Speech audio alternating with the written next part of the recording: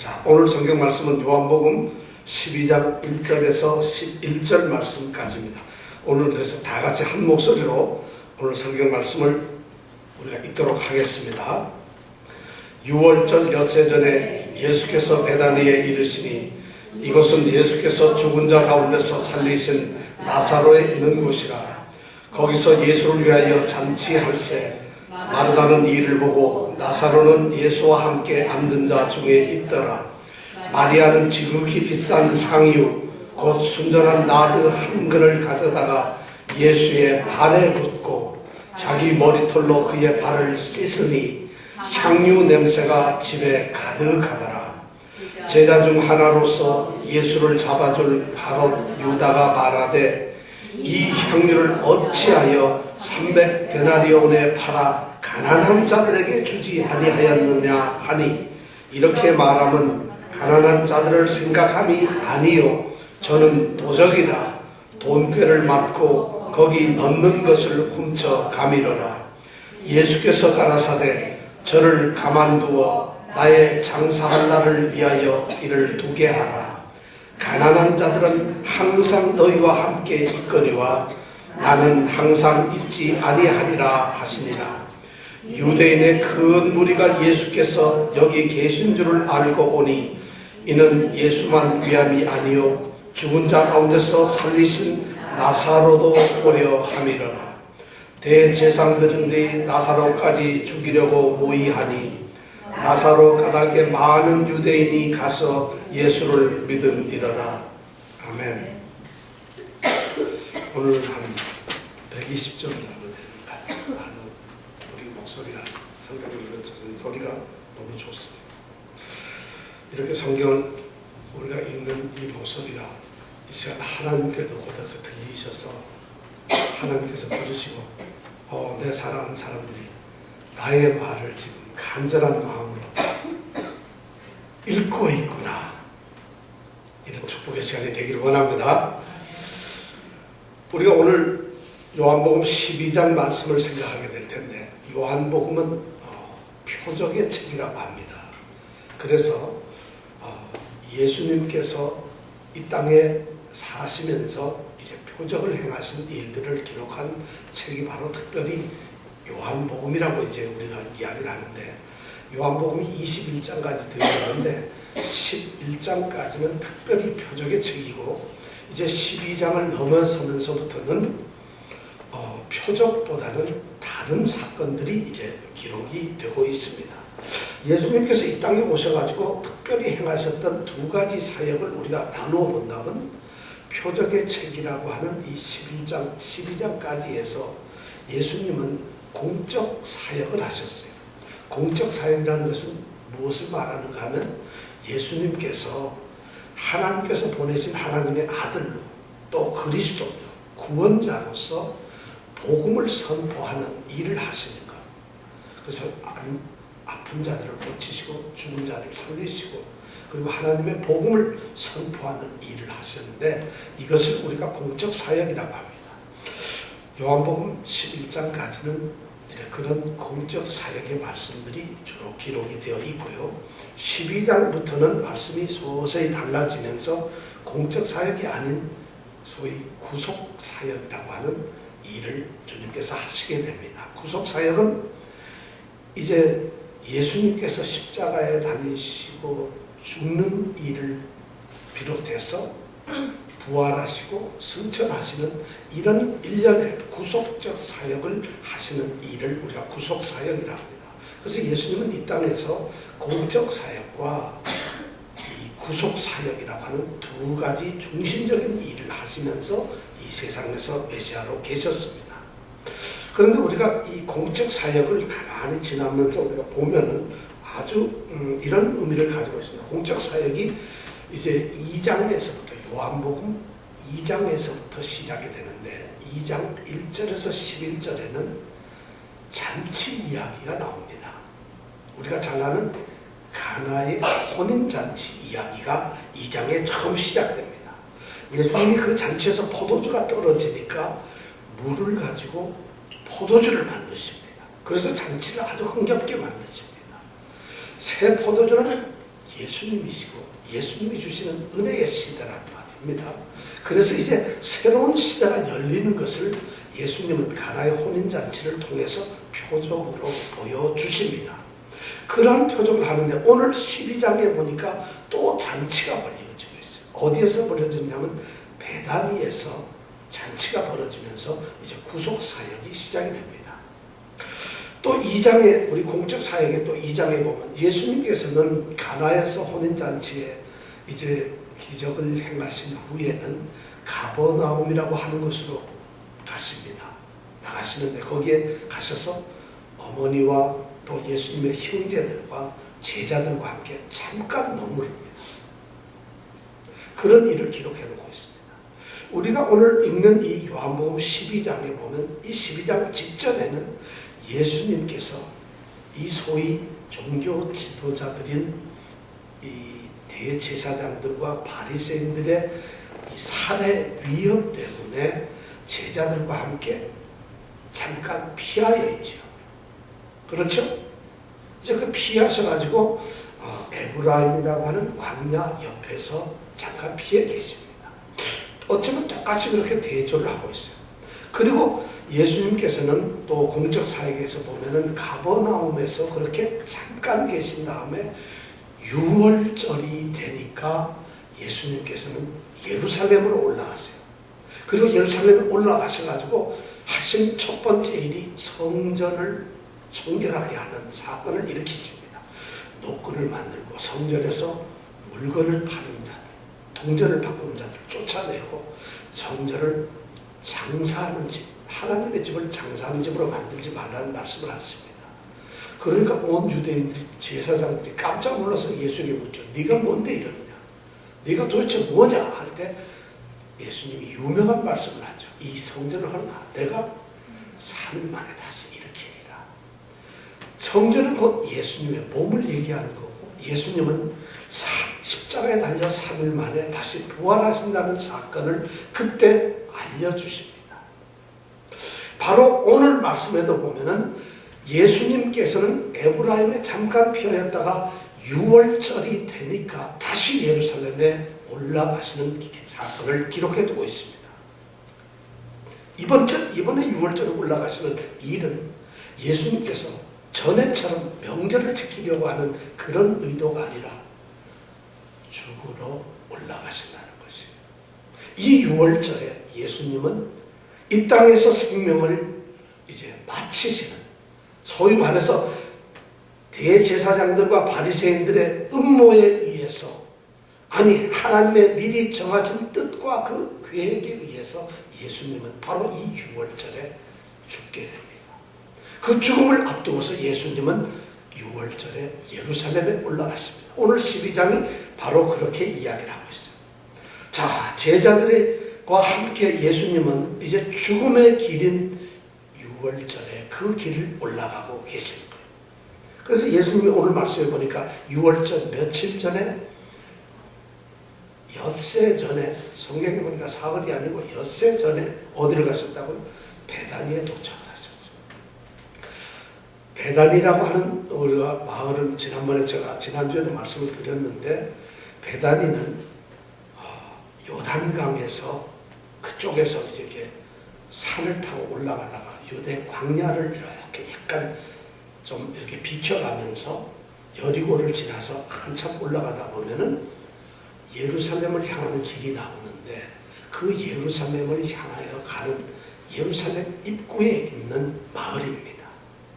예루살렘 입구에 감람산이 있죠. 동쪽편에. 이 예루살렘이 있으면 동쪽편에 감람산이 있는데, 그 감람산 이 동쪽 기슭에 보면은 바로 이 베단이라고 하는 마을이 있습니다. 예루살렘에서 한 3km가 안 떨어져, 한 5리 정도 되는 아주 한 2마일이 채 안 떨어져 있는 아주 가까운 그런 마을입니다. 이 마을에 예수님께서는 평상시에 보통 살아계셨을 때 예루살렘에 가시면은 예루살렘에 머무시지 않고 꼭 베다니에 오셔가지고 베다니에서 머무르셨어요. 그래서 예수님이 머무시는 숙박지가 어디신가 하면 바로 베다니라고 하는 곳이었어요. 그런데 예수님께서 지금 6월절 엿새 전에 이 베다니에 올라가셨습니다. 거기에 누가 살고 있느냐? 한 2달 전에 예수님께서 죽었던 나사로, 그 나사로를 살렸던 그 나사로가 바로 거기에 베다니에 살고 있어요. 그리고 그 나사로의 이 여자 자매들인 마르다와 마리아가 살고 있고, 그 마을은 예수님께 특별히 은혜를 받고 예수님의 사랑을 받았던 사람들, 예수님을 사랑하는 사람들이 아주 작은 마을에서 행복하게 살고 있어요. 그 사람들이 6월절에 예수님이 올라오시니까 무엇을 했겠어요? 잔치를, 예수님을 위해서 잔치를 열었다고 오늘 1절, 2절에서 그렇게 말씀을 하고 있어요. 아주 이 잔치는 성대한 저녁 만찬 잔치였습니다. 예수님을 축하하고 예수님과 함께 만나게 된 그 기쁨을 나누고, 예수님이 죽은 나사로를 살렸기 때문에 그 나사로를 살리신 그 은혜에 대한 감사, 이 모든 것 때문에 이 저녁 만찬 이 잔치는 아주 기쁨 속에서 이루어지는 정말 행복한 그러한 잔치였습니다. 그런데 이 저녁 만찬은 사실 그렇게 꼭 기쁨만은 있는 것이 아닌 것 같습니다. 사실 이 만찬에는 죽음의 그림자가 드리워져 있습니다. 지금 대제사장들이 예수를 잡아 죽이려는 계획을 세웠고 결정을 했어요. 그리고 예수가 숨어 있는 것을 아는 사람들은 그것을 신고해 주기를 바라고 있어요.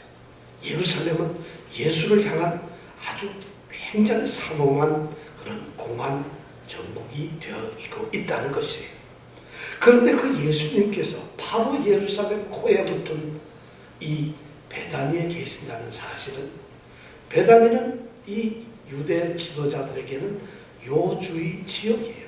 감시 대상 지역이라는 것이에요. 거기는 예수님이 자주 머물렀던 곳이고 하니까 그곳에 예수님이 지금 계시면서 저녁 잔치를 하는 거예요. 더군다나 저녁 자리에 함께 앉아있는 자가 누군가 하면 나사로예요.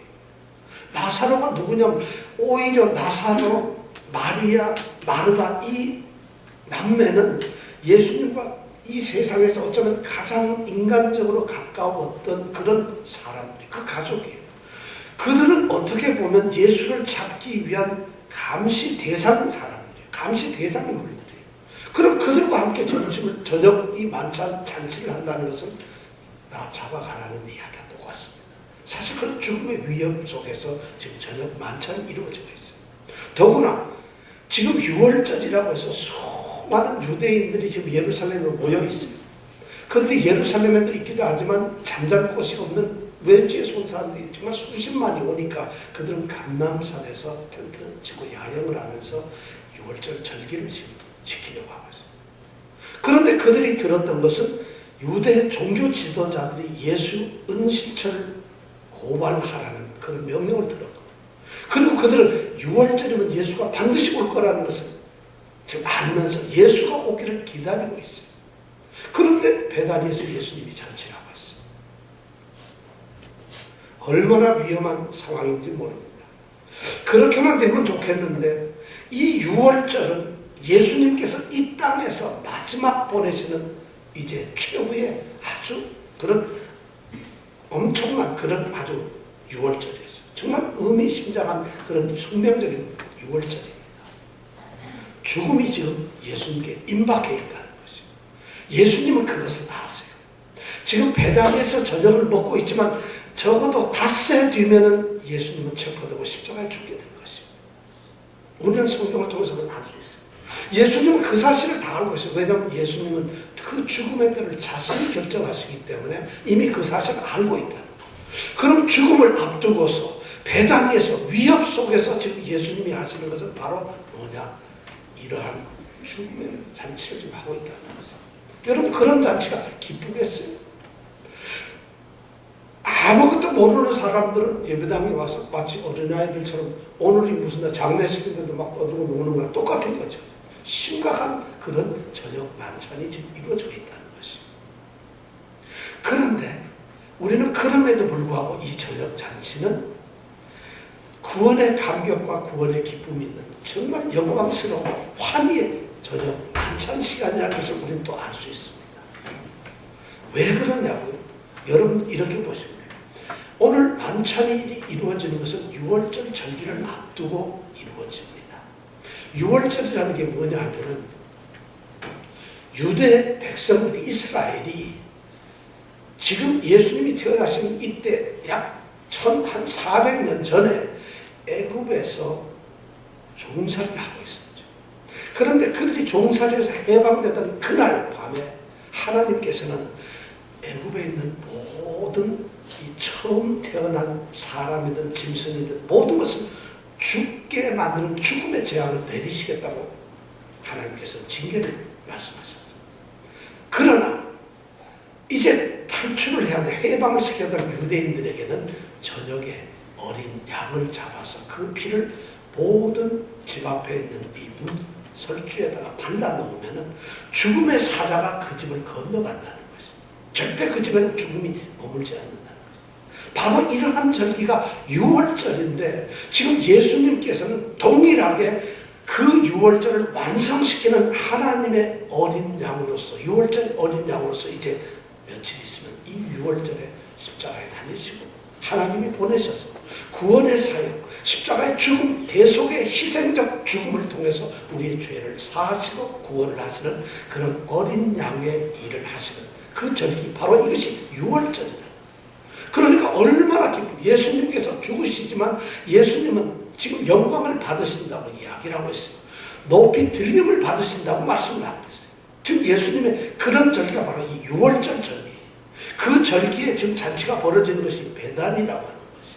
사실 이 말씀은 우리는 그냥 있지만 배단이라고 하는 말의 의미는 뭐냐면 고통의 집이라고 하는 거예요. 괴로움의 집, 번민의 집. 이 세상은 어쩌면 고통이고 번민이 있고 정말 힘든 그런 도시인지 몰라. 그런 이 세상인지 몰라요. 바로 베다니가 그런 곳이에요. 근데 그 베다니에서 지금 잔치가 벌어지고 있다는 얘기예요. 하나님의 도우심을 받은 자라는 의미를 가지고 있는 그 이름 나사로. 나사로라는 하나님의 은혜를 받았다. 하나님의 도움을 받았다. 그런 이름을 가진 그 나사로가 그리고 마리아와 마르다와 그리고 예수님을 믿는 그 마을 베다니의 사람들 고통 가운데서 고통의 집에서 예수를 믿고 이제 구원의 감격을 누리고 있는 그 사람들이 모여서 하는 잔치는 얼마나 아름다운 잔치겠어요. 죽음에서 살리심을 받은 이 나사로가 이제 죽음에 들어갈 것이고 부활을 하실 것 그렇게 하실 그 예수님 구속자이신 그 예수님과 한 자리에 앉아서 함께 앉아서 지금 식사를 한다는 이것은 천국의 잔치. 어쩌면 이 잔치는 하나님께서 계시록에서 말씀하고 있는 어린 양의 혼인잔치와 별로 다를 것이 하나도 없어요. 구원받은 자들이 지금 죽었다가 살아난 자까지 있으니까 얼마나 행복하겠어요. 이 말씀은 에베소서에 이렇게 기록을 하고 있습니다. 에베소서 2장 5절 6절에 보면은 허물로 죽은 우리를 그리스도와 함께 살리시고 또 함께 일으키사 그리스도 예수 안에서 함께 하늘에 앉히시니. 누구예요? 나사로가 그런 거 아니에요. 허물관처럼 죽었어. 그는 죽었어. 그런데 그걸 그리스도와 함께 일으켜 살아왔고 또 그를 일으켜서 지금 예수님과 식탁에 함께 앉아 있다는 것이 바로 이것이 천국 아니겠어요? 이런 잔치가 지금 벌어지고 있어요. 예수님의 구속 사역을 지금 상징을 하고 있어요. 아주 중요한 것을 지금 예시해주고 보여주고 있어요. 지금 베다니에서 그런 잔치가 벌어지고 있다는 것이에요. 그런데 이 잔치에 돌발 변수가 하나 생겼습니다. 오늘 3절에 보니까 저녁 만찬 석상에서 마리아가 예수님께 다가와서 무엇을 할까요? 향유를 갖다 부어버리는 거예요. 발에다가. 여기 보면 발에다 부었다고 되어 있지만 마태복음하고 마가복음에 보면 머리에 부었다, 온몸에 부었다. 예수님이 완전 향유 부음에 잠겨졌다. 마리아는 지극히 비싼 향유 곧 순전한 나드 한 근을 가져다가 예수의 발에 붓고 자기 머리털로 그의 발을 씻기니 향유 냄새가 집에 가득하더라. 너무 진짜 그런 거죠. 유대인의 식점에는, 이 풍습에는 그런 게 있습니다. 손님을 초청하고 잔치를 하면은 그 주변이 되는 중요한 손님을 향해서 잔치가 한참 흥이 오르고 잔치가 막 절정에 올랐을 때 그때 방바레를 부는 것이 아니라 그분에게 기름을 붓는 이런 의식이 있긴 있었습니다만, 아마 마리아가 예수님께서 늘 자신의 집에 있었을 때 그렇게 한 것 같지는 않아요. 여기서 독특하게 마리아가 이 향유를 붓는 그런 행동을 보입니다. 왜 향유를 부었을까? 왜 부었을까요? 이것은 뭔가 의미가 있을 것 같아요. 성경은 그런 이야기를 하지 않습니다만 우리는 향유를 붓는다는 그 사건을 통해서 성경에서 기록된 어떤 의미를 찾아볼 수가 있습니다. 구약에 보면은 기름을 붓는 경우는 보통 한 3가지의 기록이 있습니다. 첫 번째는 왕을 세울 때 기름을 붓습니다. 왕으로 인정을 할 때 기름을 붓고, 또 어떤 때 뭐냐면 제사장으로 그 사람이 세움을 받을 때 그 제사장 세우는 의식에서 제사장을 향해 기름을 붓습니다. 또 하나는 뭐였죠? 선지자를 세울 때 기름을 붓습니다. 왕과 제사장과 선지자. 그것이 바로 뭐냐면 그리스도란 말이에요. 기름 부음을 받은 자라는 말이 바로 그리스도인데, 지금 이 마리아가 기름을 붓고 있는, 향유를 붓고 있는 것은 바로 예수님께 대한 신앙의 고백을 하고 있는 것이에요. 그분을 그리스도로, 왕으로서 고백을 하고 있는 것이에요. 더군다나 이 당시에 풍습에 보면 귀한 손님이 왔을 때 그분을 높여드리는 그런 것까지 있으니까, 지금 마리아가 예수님을 향해서 이렇게 느닷없이 기름을 붓는 것은 느닷없이 하는 돌출 행동이 아니라 우리 예수님을 향한, 주님을 향한 자신의 신앙 고백을 하고 있다는 것이에요. 예수님은 나의 주인이십니다. 예수님은 왕이십니다. 예수님은 세상에 오신 하나님의 아들이시고, 예수님은 바로 그리스도 메시아라는 것은 이제 죽음을 앞두고 십자가에 달려서 영광을 받기 전에 마리아를 통해서 예수님의 신분이 드러나고 있다는 것이죠. 그것을 지금 이 마리아는 지금 기름을 붓고 있습니다. 우리가 11장에서는 마르다가 나사로를 살리는 이야기를 우리가 할 때에 마르다가 예수님께 주님을 고백하죠. 주는 세상에 오신 하나님의 아들이시고 그리스도입니다 하고 고백을 하죠. 마르다는 그렇게 고백을 했는데, 지금 오늘 마리아는 말로서의 고백이 아니라 행위로서, 행동으로서 그의 마음을 모든 것을 쏟아 넣어서 향유를 부음으로 지금 자신의 신앙을 고백하고 있다는 것입니다. 그런데 이 신앙 고백에 우리가 이 내용을 가만히 살펴보면 매우 중요한 의미를 우리에게 들려주고 있습니다. 이 3절 말씀에 보니까 마리아는 무엇을 줄이고 있나요? 지극히 비싼 향유를 들고 있다고 이야기를 하고 있습니다. 지극히 비싼 향유. 지금 이 말을 하는 것은 이것이 비싸다는 의미를 지금 얘기하고 있는 것이 아니에요. 이것이 지금 값이 굉장히 나간다. 가격, 금액, 어떤 그런 것을 얘기하는 게 아니라 양적으로 우리는 이렇게 판단하는 것이에요. 지금 여기서 지극히 값비싼 향유를 드렸다는 이 말씀은 가장 고귀한, 나의 가장 고귀한 것을 드리는 헌신을 지금 누가? 마리아가 왕에게 하고 있다는 것이죠. 그 다음에 또 두 번째 보니까 순전한, 뭐라고 되어 있죠? 나드한, 순전한 나드. 나드는 히말라야 산에서 나오는 뿌리에서 그 뿌리를 모아서 향기를 하는데, 이 향유에 대해서 좀 아세요? 이 식물 이름이 너무 길어서 제가 외우려다 못 외웠어요. 한 13자 되더라고요. 도저히 못 외우겠더라고요. 근데 하여튼 뭐라고 시작되는데, 하여튼 그래서 나드라고 지은 것 같아요. 이 나드 향은 굉장히 유명한 향인데 그것이 순전함을 드렸다. 우리의 신앙은 고귀함을 드려야 되지만 또 순수함을 드려야 돼요. 화려한 우리의 신앙의 모습이 아니라는 것이. 어떤 훌륭한 것이 우리가 드려야 될 헌신이 아니라 우리의 순수함을, 순전함을 드려야 돼요. 이것이 바로 마리아가 보내는 이 헌신 고백의 모습이었어요. 세 번째 보니까 마리아는 그 향유를 어디에다가 가져다가 예수의 발에 붓고 자기 머리털로 발을 씻겼다고 되어 있어요.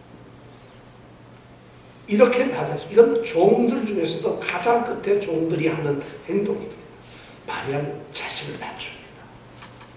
우리는 여기서 신앙을 통해서 자기를 어떻게 이루어가거나 자기 만족을 가져오거나 자기를 어떤 완성시켜가는 것이 아니라 지금 이 마리아의 신앙 자세는 철저하게 자기를 부인하고 부정해버리고 자기를 완전히 내려놓고 포기하고 주님만을 높이는 그런 헌신의 모습을 보여주고 있다는 거죠.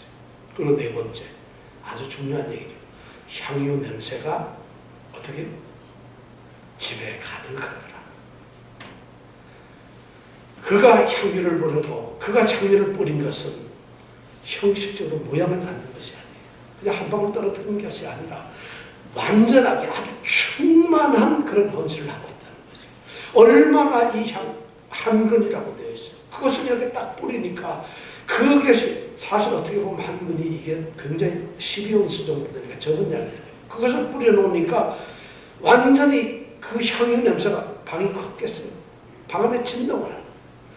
이 마리아의 헌신은 형식적이거나 상투적이거나 어떤 그런 모양 내는 그런 것이 헌신이 아니라 자신의 전적인 완전한 헌신을 지금 예수님께 하고 있다는 거죠. 그것을 지금 이 3절에서 마리아의 향유를 통해서 성경은 우리에게 얘기를 하고 있어요. 바로 이 하나님의 아들 그리스도이신 예수에게 그런 헌신을 해야 된다는 것을 우리에게 들려주고 있어요. 얼마나 아름다운 천국의 잔치이고 아름다운 신앙의 고백인지 모릅니다. 우리에게도 이런 것이 있어야 될 것 같습니다. 그런데 좀 문제가 생겼죠. 4절에 보니까 4절 5절에 보니까 문제가 생겼어요. 그러한 마리아의 정말 아름다운 행동을 보면서 그것을 정말 그런 헌신을 같이 참여하고 동참하고 그것을 정말 자신의 모습으로 받아들이지 않고 비난을 하는 사람이 있습니다. 누구겠어요? 누구죠? 가룟 유다. 마태복음 26장에 보면 똑같은 이런 기사가 나옵니다. 거기에서는 마태는 제자들이 분하여, 그래서 제자들이 했다고 이렇게 얘기를 하고 있어요. 또 마가복음 14장에 보면 똑같이 이 기사가 기록이 되어 있는데 거기에 보면은 어떤 사람들이 서로 분해가지고 얘기를 한다고 되어 있어요. 그런데 요한복음의 이 요한은 그 장면을 아마 정확하게 받는 것 같아요. 누가 가장 비난을 하고 누가 가장 그 불편에 처음 말을 꺼내는가. 아마 마리아가 이렇게 기름을 부었을 때 제자들이 같이 있었으니까 12명이 지금 있었을 거 아니겠어요? 거기다가 누구까지 있죠? 나사로까지 같이 앉아있잖아요. 예수님까지. 그럼 전부 최소한 몇 명 있겠어요? 몇 명 있죠? 네? 14명 정도는 있겠죠. 그죠? 마리아는 지금 마르다는 밖에서 열심히 보라고 해서 음식 만들고 있으니까 14명, 15명 있겠죠. 그런데 그 방 안에 기름이 꽉 차고 막 이렇게 향유가 나오니까 예수님은 가만히 계셨을 것 같고 근데 제자들은 뭔가 소송했을 것 같아요. 누군지 모르지만 아마 우리 중에서 똑같아요. 불평하는 사람들, 말거리 내는 사람들, 그런 사람들 누군가 얘기를 할 거라는 것이죠. 그런데 요한은 그것이 누구라고? 가룟 유다라고 지적을 하고 있어요. 그러면서 가룟 유다를 소개를 하는데 뭐라고 하냐면 예수를 잡아줄 가룟 유다라고 얘기를 하고 있어요. 이미 가룟 유다는 마음속에 마귀가 사탄이 들어가서 예수를 팔기로 마음에 결심을 했어요. 예수를 배반해요. 3년 동안 예수를 따라다녔던 제자예요. 예수님께서 가장 사랑하고 선택했던 제자인데 지금 한 여인 마리아보다도 신앙이 없는 거죠. 그의 신앙 가짜였던 것이죠. 그 가룟 유다가 마음에 분함을 이기지 못해서 이 사건에 대해서 끼어들면서 비난을 합니다. 4절에 보니까 5절에 보니까 그 비난이 뭐라고 되어 있어요? 이렇게 나와요. 이 향유를 어찌하여 300데나리온에 팔아 가난한 자들에게 주지 아니하였느냐? 왜 그렇지 않았느냐? 어떻게 이걸 팔아가 가난한 자들에게 왜 안 줬느냐는 거예요. 이거 적어도 판다면 얼마? 300데나리온. 지금 아주 합리적인 얘기를 하고 있어요. 이 300데나리온이라고 하는 것이 이 가론 유다가 딱 보니까 이 향유의 가격이 견적을 내보니까 그 정도가 나오는 거예요. 그 양이면. 여러분 300데나리온이면 한 얼마 정도 될 것 같습니까? 예? 뭐 20만 불? 역시 도자님은 통이 크셔. 이 1데나리온이 한 데나리온이 그 당시 노동자들, 일꾼들의 하루 임금이에요. 그러면 300이면 300일이라는 거죠. 그러니까 거의 한 1년 임금 정도 되는 거예요. 그러면 한 2만 불, 3만 불 그 정도 되는 거예요. 이것도 통이 큰 거예요, 사실은. 여러분 향수를 가지고 있는데 3만 불짜리 가지고 있는 걸 그걸 다 쏟았다고 해보세요. 그걸 예수님 발에다가 쏟았다고 한번 해보세요, 여러분. 이것이 여러분들 납득이 되는 건가요? 지금 가론 유다가 굉장히 합리적으로 얘기를 하고 있어요. 그게 가격이 얼마인데, 그 금액이 얼마인데, 지금 경제적 가치를 따지면서 이 가론 유다가 말을 하고 있는 거예요. 이건 낭비다. 이건 말도 안 되는 짓이라는 것이죠. 왜 이렇게 경제적으로 낭비를 하느냐는 것이죠. 가론 유다가 보는 것은 마리아의 그 헌신된 마음을 보는 것이 아니라, 그 헌신의 자세를 보는 것이 아니라, 그는 물질을 보고 있어요. 그것을 금액으로 따지고 있어요. 이렇게 허비해도 되느냐 하는 그런 불만이 있어요. 그러면서 그가 그런 불만을 딱 드러내는 하는 말이 뭐예요? 가난한 자들에게 구제를 해야지. 야, 얼마나 멋있어요. 지금 이것을 이렇게 값비싼 향유를 이렇게 예수님 발에다 부을 것이 아니라 우리 주변에는 가난한 자, 우리가 사회적인 책임이 있고 예수를 믿는 자들이 선한 행위가 얼마나 많냐, 이게 도덕적 행위가 얼마나 많냐, 그런 일에 우리가 써야 되는 것이지 이걸 왜 발에다 부는 거냐.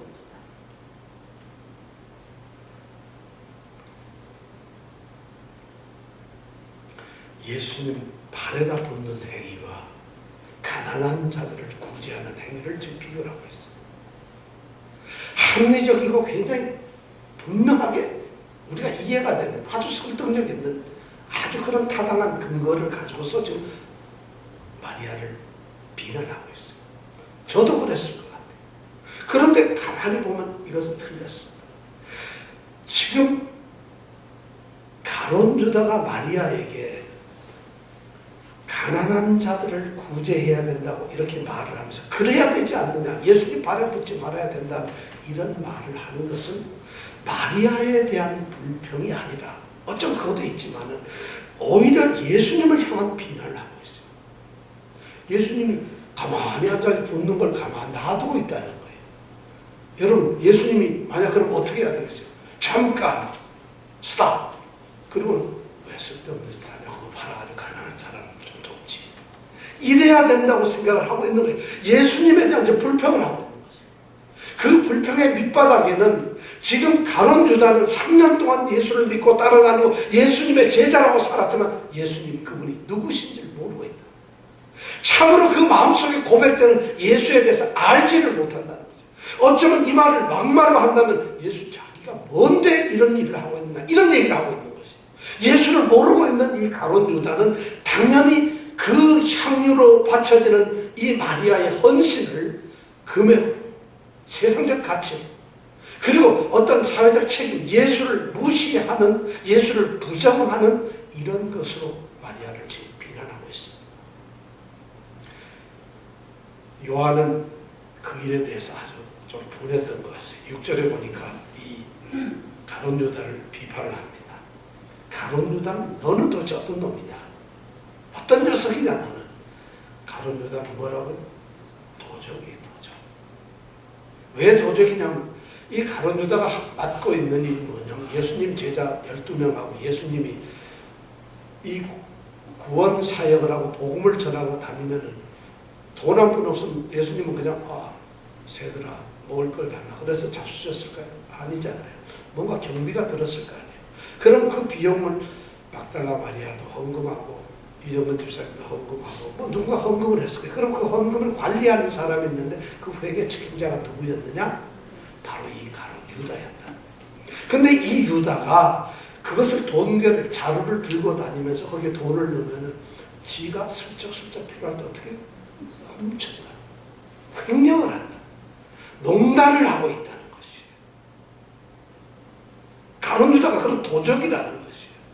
지금 가룟 유다가 그런 걸 하고 있다고 요한이 가룟 유다를 아주 이렇게 이야기를 하고 있어요. 그러면서도 그가 얘기하는 것은 가난한 자들을 도와야 하고 구제해야죠. 아주 경건한 모습을 나타내면서 자기의 가슴 속에 들어있는, 마음 속에 들어있는 지금 분해, 그렇게 말하면서 저 돈을 갖다가 팔아가지고 지금 예수님 구제하시고 저 돈 주면 어디로 들어갈까요? 이 돈궤에 들어가요. 그럼 그 돈궤 돈은 누구 돈이에요? 가룟 유다. 지금 그게 지금 억울하고 분한 거예요. 그 돈이 안 들어오니까. 그러니까 그런 자기의 욕망과 탐심을 가리기 위해서 엉뚱하게도 가난한 자들을 도와야지. 이렇게 말하는 것이죠. 자기의 참된 진정한 의도를 감추고 경건한 자, 위선적으로, 거짓으로 그런 모습을 지금 보이고 있다는 것이죠. 경건, 신앙, 그런 모습을 우리가 믿음 있는 척하면서 믿음의 모습을 보이면서 우리는 실제로 우리의 탐욕을 채우고 있는지 모릅니다. 지금 가룟 유다가 그런 모습을 보였어요. 우리가 신앙생활에서 가장 심각한 문제는 껍데기가 갖는 신앙. 우리의 신앙의 모습이 형식에 사로잡히는 그런 것이 문제예요. 지금 가룟 유다는 예수를 3년 동안 따라다니는 제자였지만 하는 짓은 도적질밖에 없었다. 예수 자체가 인정되지 않았다. 그런 자기의 욕심을 채우기 위해서 이 예수가 뭔가 성공하면 자기도 한 자리 할 거라는 그런 기대 속에서 우선 생기는 돈을 훔쳐가는 도적의 일을 하고 있었다는 거예요. 신앙이 바로 그런 모습으로 되면 안 된다는 거예요. 심각한 문제예요. 오늘날에도 신앙이라고 하는 이름 안에서 소위 종교, 신앙, 기독교인이라고 하는 이런 이름을 가지고서 교회 안에서 얼마나 자기 유익과 자기의 명예와 자기의 어떤 신문과 자기의 어떤 평판, 인기와 자기의 경제적 이득과 자기 가정의 어떤 것들, 이런 것을 추구하는 것들이 교회 안에서 얼마나 있는지 몰라요. 경건하죠. 정말 예수를 믿는 것처럼 그런 모습을 보이죠. 지금 가룟 유다가 그 사람 엄청난 일을 하고 있다. 이건 말이 안 되는 거죠.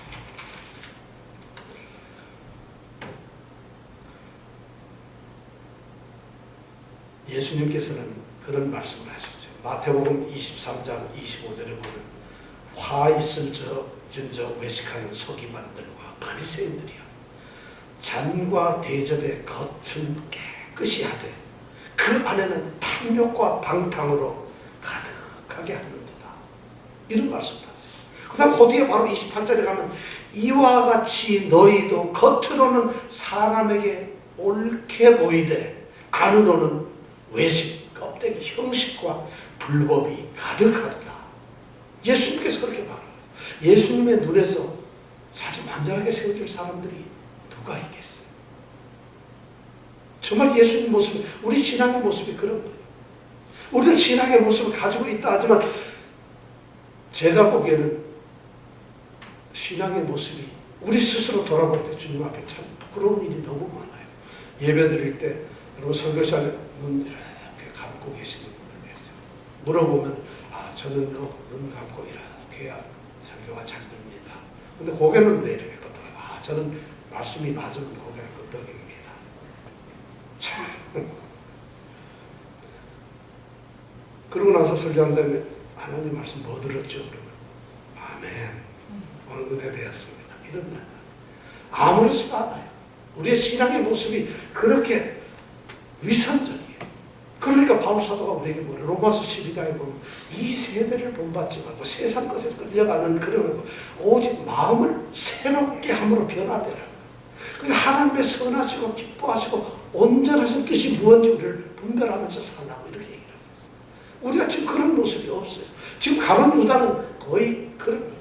어쩌면 그런 신앙생활을 하는 사람을 예수님께서 말씀하실 때 뭐라고 부르겠어요? 신앙의 모습과 모양과 위선적으로 그렇게 하면서 자신의 어떤 그런 것을 찾고 자신의 만족을 추구하는 이런 신앙생활을 거짓 신앙인을 보고 예수님이 만약 평가한다면 뭐라고 했어요? 저는 도적이다. 이렇게 말씀하셨습니다. 그런 가룟유다의 비난적인 말을 들으신 예수님께서 제자들을 향해서 또 가룟유다를 향해서 마리아를 향해서 이제 말씀을 하십니다. 그것이 바로 7절하고 8절에 나와 있습니다. 같이 한번 읽어볼까요? 시작. 예수께서 가라사대 저를 하나님과 나의 장사를 올리리라. 가난한 자들은 항상 우리와 함께 있거니와 나는 하지 아니하리라 하시니라.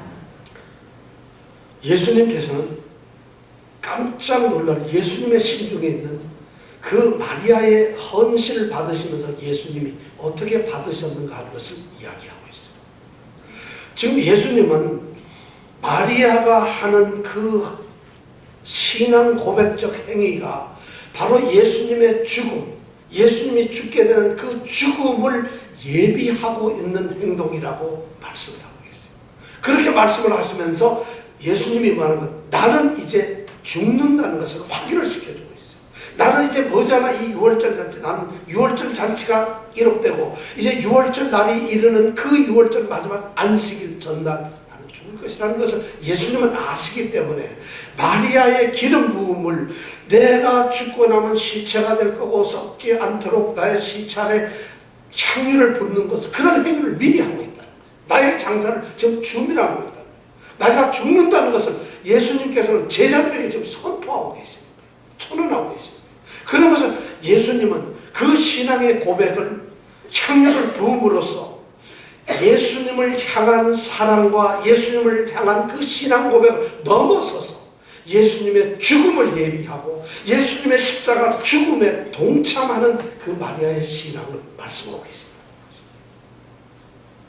엄청난 예수님께서는 마리아의 그 행동을 보시고 마리아는 어쩌면 예수님이 죽으니까 예수님의 죽으심을 생각해서 내가 썩지 않도록 이 향유를 뿌려야 되겠구나 이런 생각을 안 했을지 몰라요. 그러나 나는 이런 생각이 듭니다. 방 안에 온 집에 향유 냄새가 가득했다는 얘기만 향유가 엄청나게 부어졌어요. 그리고 굉장히 진하고 순전한 나드 향이에요. 그러면 예수님의 몸은 뭘로 가득 찼을까요?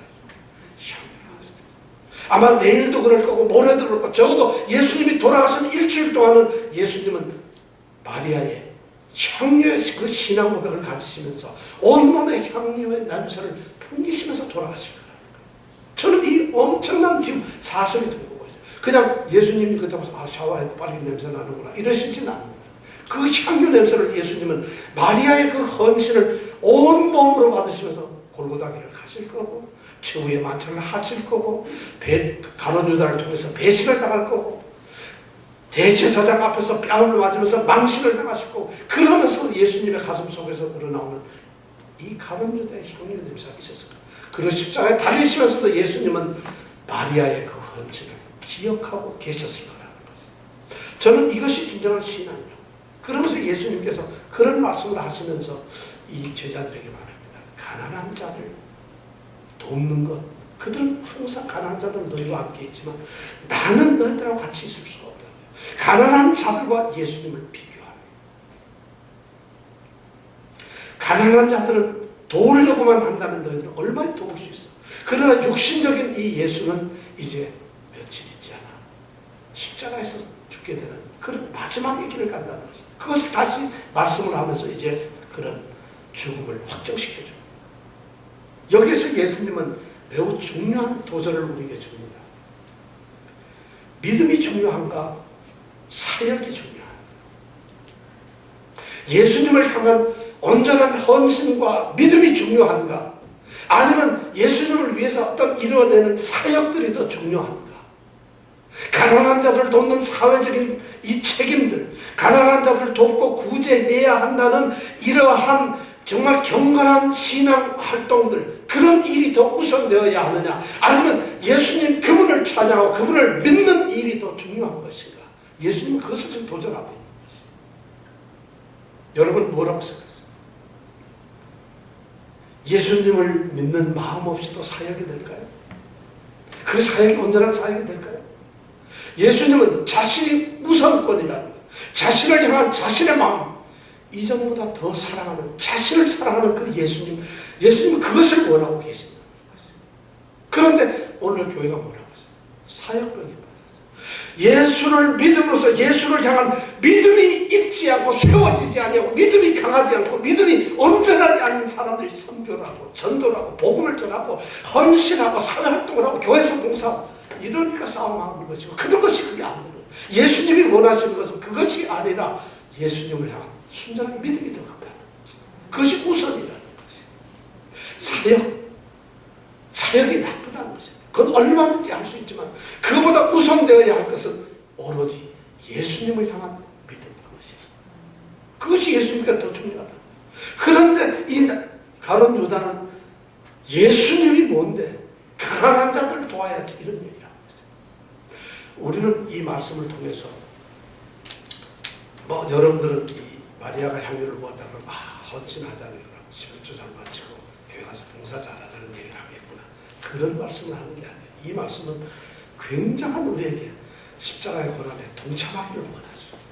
오직 예수님을 향한 순전한 믿음 갖기를 원하시는 예수님의 마지막 당부이고 그런 신앙 고백을 요구하시는 예수님의 명령 행위가 바로 이 표적 행위가 가나안에서 즉 베다니에서 마리아가 향유를 붓는 사건이라는 것이에요. 오늘 이제 십자가를 향해서 예수님은 이제 가실 겁니다.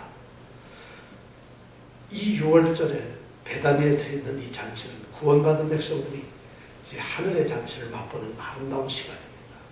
어쩌면 이 잔치가 예수님이 십자가에 달리시기 전에 공포 속에서 이루어진 잔치가 아니라 예수님이 죽고 부활하신 다음에 베다니에 만나서 나사로야 오너라 마리아야 오너라 내가 부활했다고 바로 열어야 할 그런 잔치가 아닐까요?